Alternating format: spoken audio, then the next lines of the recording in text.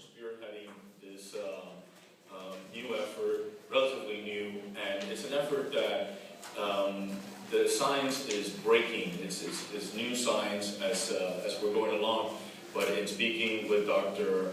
Falk from CHOP, you will hear that it is really more attainable than what we know.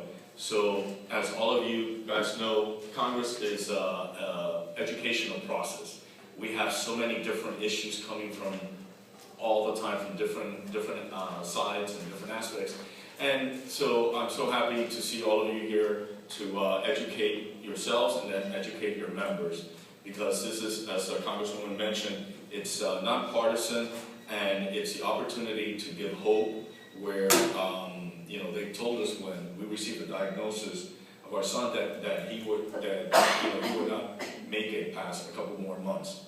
And as the Congresswoman said, he's now here with us still. So this is him in, I have a short 4-minute video that I'd like to present to you.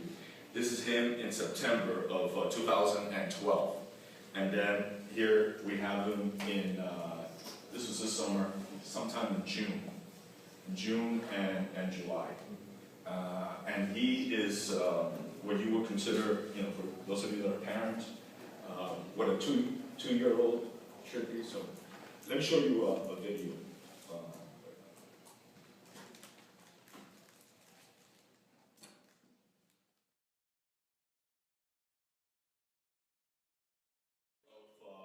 Last year, 2012, they gave us a diagnosis after 3 months of waiting for it from Baylor College in Houston.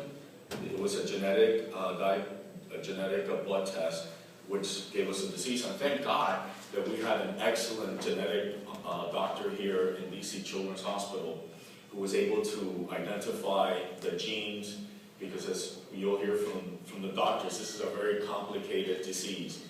And she was able to identify the genes, send them over, and then 3 months later, we received the diagnosis. But every day, we would see our son, our junior, become weaker and weaker and weaker. And I was telling Dr. Falk the other day, I would call her and I would say, you know, doctor, is there any vitamin? Is there anything that we could give him? And then she says, no, because if we don't know the diagnosis, it could do more harm than good. And, you know, she told my wife and I, this is a fatal disease. It is within the next few months. And we were just devastated. And, but I told her, you know, thank you so much, because of you, we know what his disease is, but I could guarantee that we're not going to give up. I will do everything that I can to try to find a medicine that could help him. And then she says, try, but you know, there's nothing to do. And then one of the doctors that I spoke to is Dr. Falk, who is here today, and you'll hear from her. You know, she's one of the leading doctors working on this issue. And they all were pointing to Columbia, University Medical Center in New York. And I've spoken to the doctors in Stanford, in Harvard, in CHOP, in Miami Children's, I mean, in Ohio, about 20, 25, everyone told me the same thing. And then the last one was the team at Columbia who wouldn't return my calls. And I was like, oh, I'm so frustrated. I was speaking to former Congressman Mito and he's working with former Senator Al D'Amato from New York. And then he told me, don't worry, Art, I'm going to talk to Senator D'Amato and we'll see if we could get those good doctors in Columbia to call you back. But I was this close to giving up. And then when I spoke to Dr. Hirano, who's one of the doctors that you saw here, he told me, yes, we're doing the clinical protocol on TK2 mitochondrial DNA depletion syndrome. I said, well, let me repeat the disease because maybe you didn't hear me right, because I couldn't believe that they were actually doing this after getting shot down. And then he told me, yes, he was so excited. Then the secretary said, oh, I'll give you an appointment for December. This is September. And you saw how weak he was in September. So this is him in September, and when the doctors were pulling him, you could tell he had no muscle tone. He couldn't even swallow. My wife would try to give him milk and oatmeal, and he would throw it up because his muscles were so weak.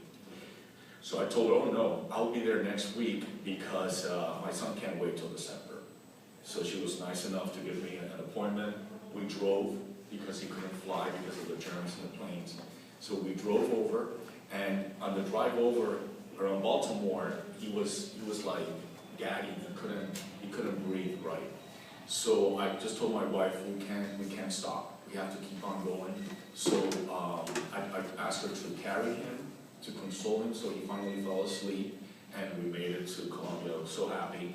We stayed overnight outside of New York City, New Jersey, and then he had a really bad night, and he was just becoming worse and worse.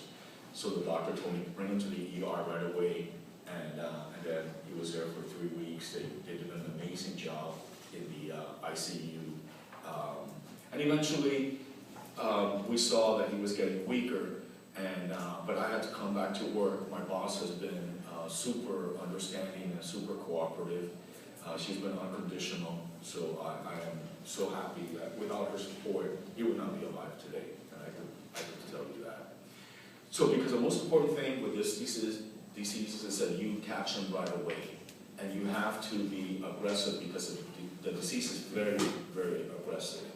And I had to convince my pediatrician there was something wrong with my son.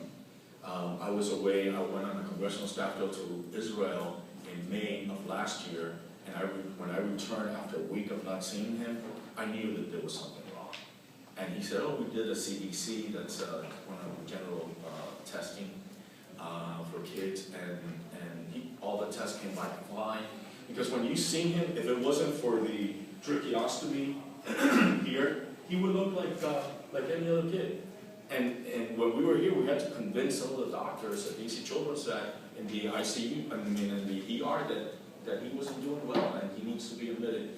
So that's why I don't want to take a lot of time, but I just wanted to let you know that, it could happen to any of our families or friends. You have a normal little baby, and then boom, all of a sudden you have this disease that no one really knows.